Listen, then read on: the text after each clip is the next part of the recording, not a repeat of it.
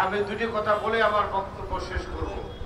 যার নামের সাথে দলটি জিয়া মঞ্চ, এই জিয়াউর রহমানকে আমাদের জানতে হবে। জিয়াউর রহমান সেদিন 1971 সালের 70-এর নির্বাচনের পরে পাকিস্তানের রাজনৈতিক মঞ্চে যে ঘটনা প্রবাহগুলো ঘটেছিল, সেদিনকার রাজনৈতিক নেতৃবৃন্দ বাংলাদেশের 7.5 কোটি মানুষকে স্বাধীনতার স্বপ্ন দেখিয়েছিলেন। কিন্তু 25শে মার্চের কালো রাত্রে পাক হানাদার বাহিনীর আক্রমণের পরে যখন লক্ষ লক্ষ মানুষ জীবন দিল, তখন তাদের নেতা আত্মসমর্পণ করে পশ্চিম পাকিস্তান চলে গেলেন। আর আওয়ামী লীগের কোন নেতাদের দেখা যায়নি, তারা আত্মগোপনে গিয়ে ভারতে পালিয়ে গেলেন।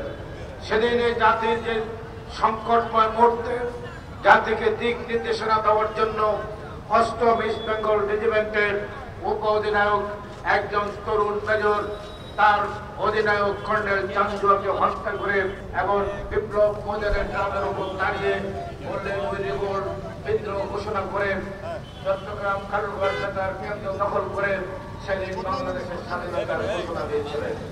এই ঘোষণার মধ্যে দিয়ে মুক্তিযুদ্ধ শুরু হয়েছিল।